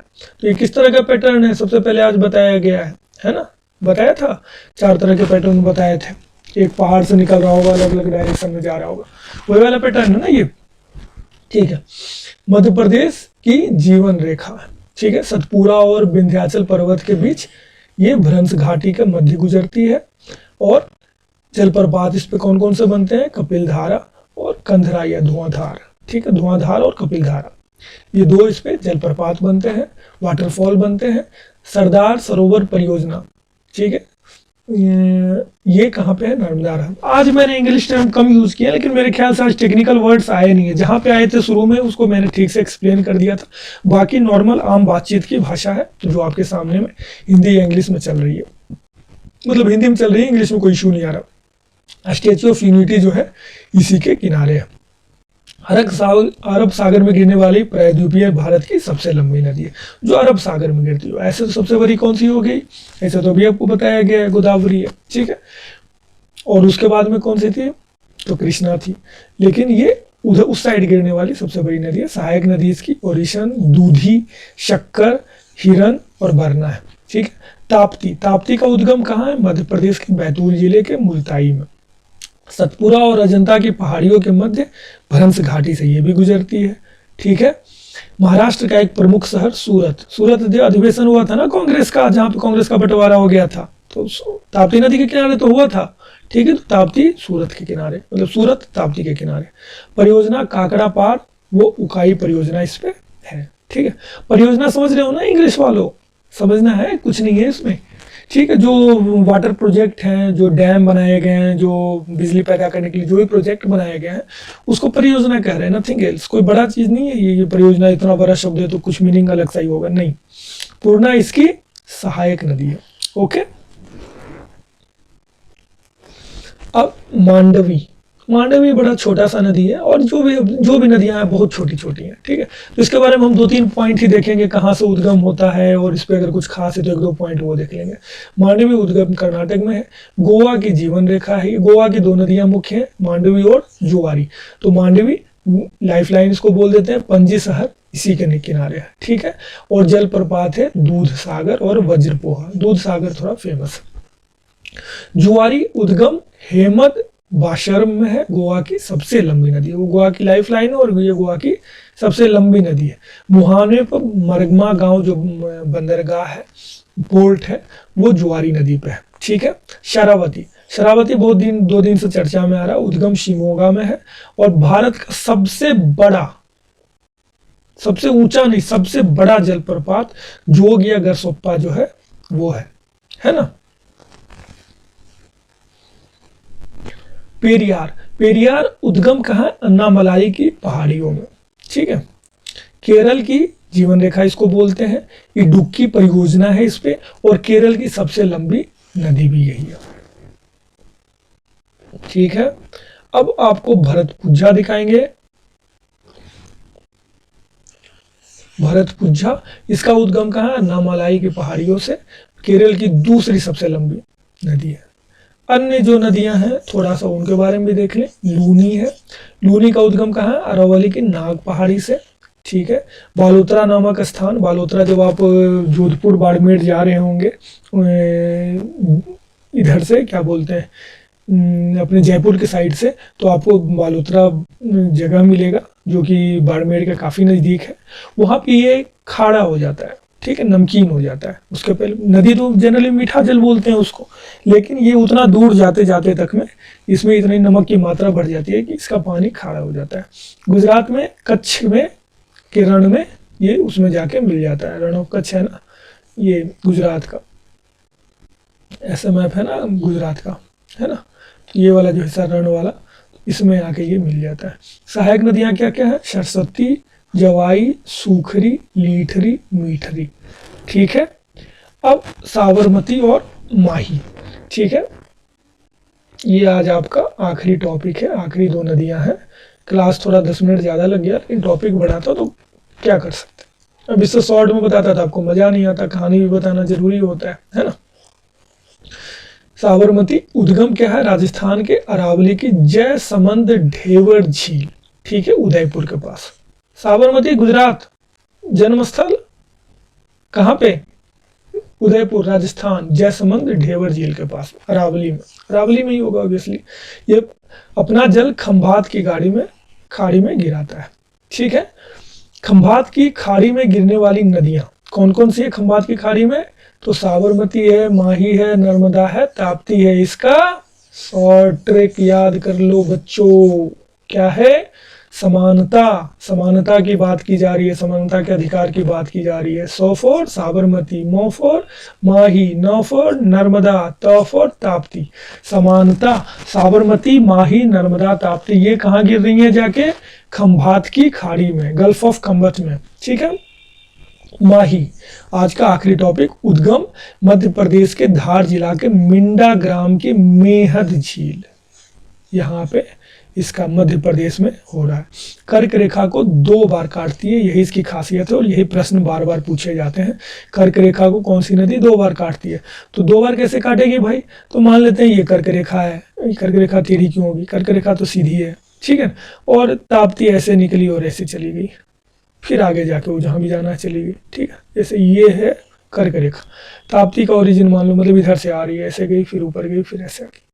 तो ये 2 बार काट दिया इसने, ठीक है। सहायक नदियां क्या क्या है? सोम और जाखम। तो आज का क्लास आपके सामने यही समाप्त होता है। कल से क्लाइमेट आपका स्टार्ट होगा और उसके बाद में फिर ज्योग्राफी आप धीरे धीरे देख रहे हैं। आप, मेरा यही कहना है कि आप जब भी वीडियो देखते हो तो पूरा देखो, तभी आपको फायदा होगा, नहीं तो फायदा नहीं होगा, है ना। 2 मिनट में 5 मिनट में देखने से कोई फायदा नहीं है। पूरी वीडियो देखें, तब एक दिन में आपका एक टॉपिक कंप्लीट हो जाएगा। Okay, bye bye, thank you everyone.